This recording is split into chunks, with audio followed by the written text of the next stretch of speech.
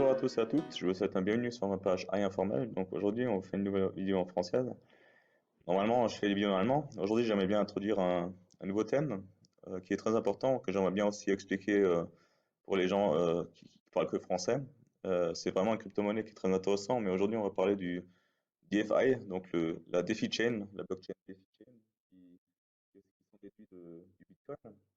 Je vais après expliquer la différence un peu, où sont les différences et qu'est-ce qui est si révolutionnaire avec ce coin. Donc, tout d'abord, en regardant le cours, le DeFi Chain, donc la DeFi Chain avec le DFI est bien augmenté ces derniers mois. Donc, regardons en septembre, par exemple, le cours était à 20 cents et maintenant on a un facteur 10, on est à plus de 2 dollars.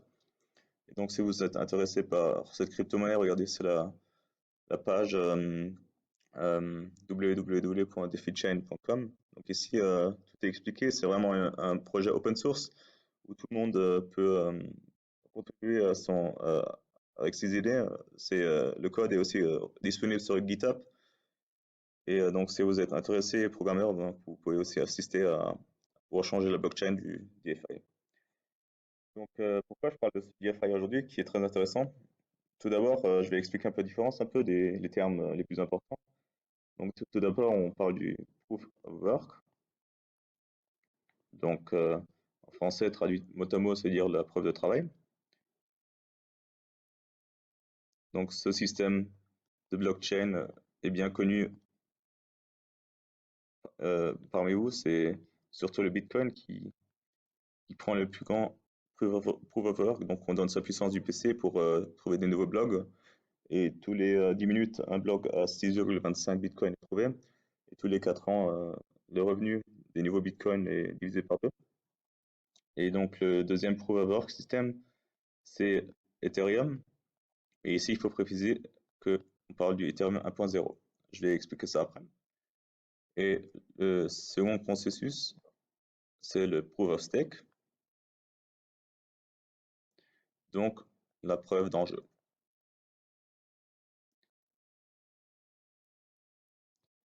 Donc, ici, deux crypto-monnaies qui sont intéressantes. Donc, une fois le Ethereum 2.0. Donc, on voit ici que Ethereum a prévu de passer de proof of work à proof of stake. Ça veut dire qu'il ne faut plus donner la puissance de son PC pour trouver des nouveaux blogs, mais il suffit de tenir les coins pour recevoir des nouveaux blogs. Donc, on va expliquer ça après. Et ensuite, le second coin qui est aussi intéressant, c'est le DeFi, donc la DeFi Chain, que j'avais expliqué avant. Et ici, très intéressant, il y a deux manières de recevoir un revenu avec les proof of stake, une fois avec le staking. Donc, le staking, c'est-à-dire qu'on tient les coins, il n'y en a rien d'autre à faire que les tenir, et il faut mettre les coins dans une masternode, donc dans un nœud master. Et cette masternode a comme une loi, comme un billet de vote, et quand il y a des changements dans la blockchain, ben, cette masternode peut voter avec oui ou non. Et ici, souvent, il y a un montant minimum à rentrer pour créer une masternode. Pour l'instant, avec le DeFi, on parle de 20 000, excusez-moi, 20 000 DeFi. Et avec Ethereum, c'est 32 Ethereum. Donc, souvent entre 10 et 20 000 euros, donc c'est quand même une somme assez grande. Et lorsqu'on a suffisamment de coins rassemblés dans une masternode, ben, on a vraiment le choix soi-même décentralement de dire oui ou non sur une proposition que j'avais fait sur la blockchain. Donc ça, c'est un point. Avec le proof of stake, de faire un revenu. Pour l'instant, avec le DeFi, il y a un revenu de environ 38%. C'est-à-dire que si on met 100 DeFi dans un pool, ben à la fin de l'année, on reçoit 138 DeFi en retour. Et tous les années, ben, vu avec la blockchain, le DeFi est limité à 1,2 milliard DeFi. Donc, on va écrire ici. DeFi est limité à 1,2 milliard DeFi. Vu que ça se divise à chaque fois, à la fin, on arrivera de façon asymptote à la distribution minimale. Donc, la chaîne DFI a commencé en mai 2020 et on se trouve toujours dans la première année. Donc, c'est la première année où il y a le plus de distribution qui a mis en place. Et la deuxième année, elle sera divisée par deux. Donc, on parle seulement de 19%. Et la troisième année, ça sera plus que 10%. Et donc, vous voyez que ça commence à saturer et ça va aller jusqu'à 1,2 milliard DFI. Donc, c'est surtout là, au début des premières années qu'il y a possibilité de faire un grand revenu avec les DFI tokens. Donc, ça, c'est une possibilité avec le staking. Et maintenant, je vais vous expliquer encore la deuxième possibilité, comment faire de l'argent avec le DFI. Mais tout d'abord, il faut que j'explique autre chose. On parle ici une fois d'une SEC et une fois d'une DEX. Qu'est-ce que c'est ces deux termes? Donc, la SEC, en fait, c'est rien d'autre que un échange central. Donc, échange central. Donc, on parle de Coinbase Pro, par exemple.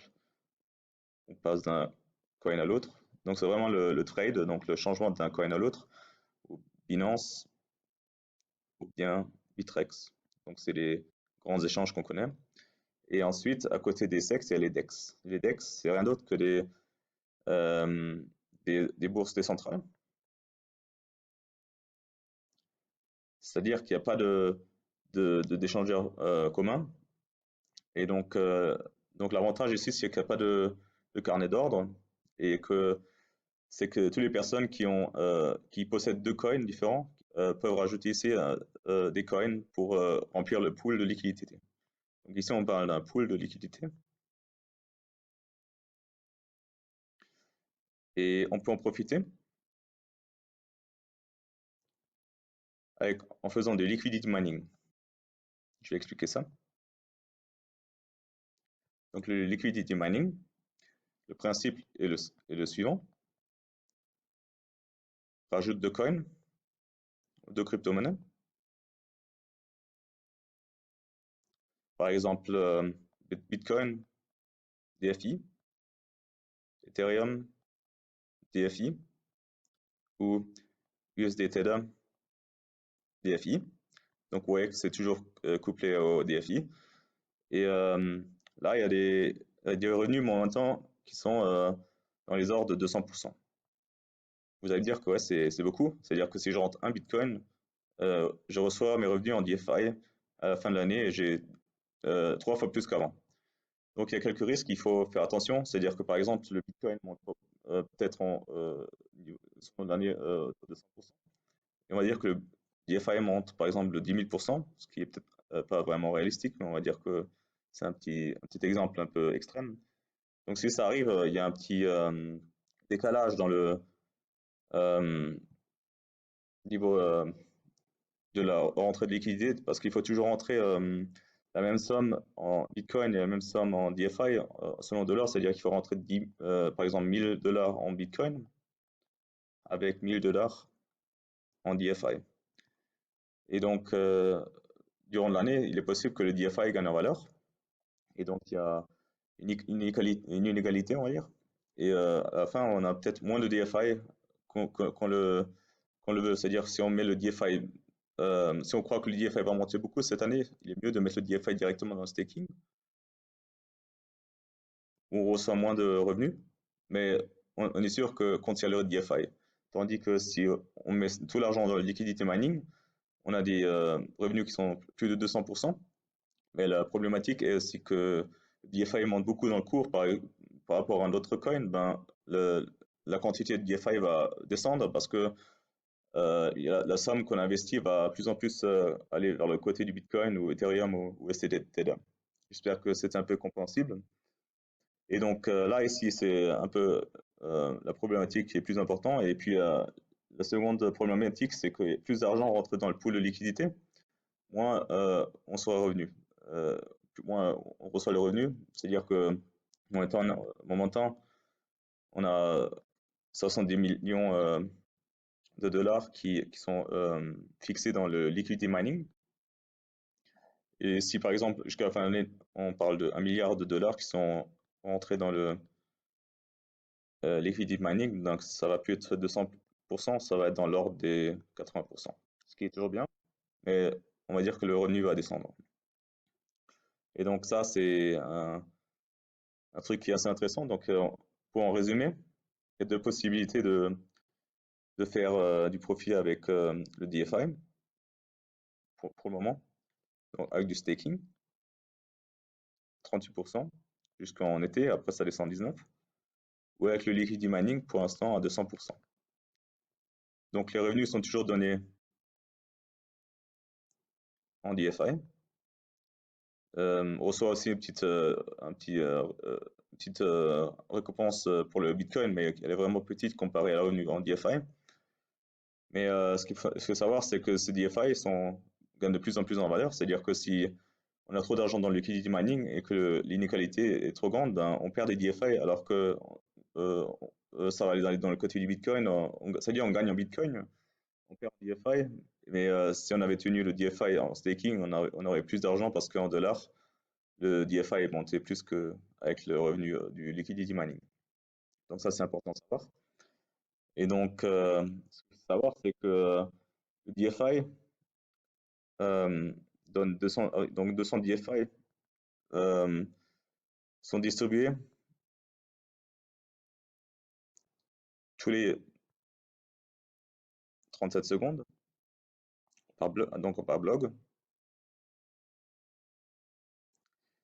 Et donc, 100 DFI sont dédiés au liquidity mining et le grand reste au staking. Donc, c'est pour ça que les revenus sont grands parce que avec les nouveaux DFI qui sont minés, donc on profite aussi à côté de cette possibilité donc, de tenir ces coins. Donc, il y a encore une deuxième fonctionnalité avec le liquidity mining, donc la DEX. Si quelqu'un, par exemple, du Bitcoin et veut du DFI, donc lui va rentrer dans ce pool de liquidité, va donner par exemple du Bitcoin pour en sortir du DFI. Donc, il y a une petite inégalité. Et donc, il y a des arbitreurs, on va dire, qui profitent de cette situation d'inégalité et qui vont acheter ce côté-là pour remplir l'autre côté. C'est-à-dire qu'ils vont acheter du DFI, ou ils vont rentrer du DFI pour recevoir plus de Bitcoin que le cours est vraiment, par exemple, sur Bitrex ou d'autres plateformes. Donc là, grâce à ces arbitrateurs, il y aura toujours une égalité dans les DEX.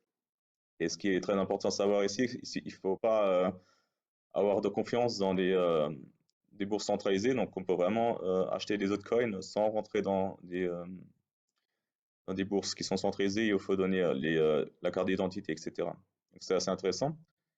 Et ici, les 100 DFI qui rentrent dans liquidity mining, 80 BTC rentrent, 80 DFI rentrent dans le BTC, 15 dans le ETH et 5 dans le USDT. Donc c'est aussi pour ça que, quand on regarde ici, que alors que la liquidité totale, par exemple, dans le Bitcoin est beaucoup plus grande, que le revenu est quand même encore à 233% comparé au Ethereum, qui a beaucoup moins de liquidité dans le pool, alors qu'il y a toujours 261% de revenus. Donc voilà, donc si vous êtes intéressé de ces manières de staking, donc je vous invite à prendre le lien en dessous de ma page. Donc ici, on parle de Cakepool, donc c'est une page dédiée à un système où on n'a pas ses private keys, donc il ne faut pas créer un portefeuille. On peut mettre directement ses bitcoins et ses DFI et la page fait tout ça pour vous-même. Et la deuxième possibilité, c'est faire ça directement avec le portefeuille, alors que là, il n'est pas encore possible de faire des masternodes sur cette page, mais on peut faire du liquidity mining et les revenus sont un peu plus grands que sur Cake, parce que sur Cake, Cake prend 15% des revenus reçus pour financer sa page. Donc, si vous voulez acheter du DFI, vous pouvez faire ça sur Bistrex, par exemple. Vous pouvez prendre le lien aussi en bas, vous payez moins de commissions de trade. Et voilà. Et si vous voulez acheter crypto-monnaie en soi, vous pouvez utiliser Coinbase. Il y a mon lien en dessous aussi pour acheter ces crypto-monnaies. Donc voilà un petit peu DFI. J'espère que vous avez compris un peu le système de liquidity mining. Si vous avez des questions, n'hésitez pas à poser des questions. Sinon, je vous souhaite une bonne soirée et à bientôt. Au revoir.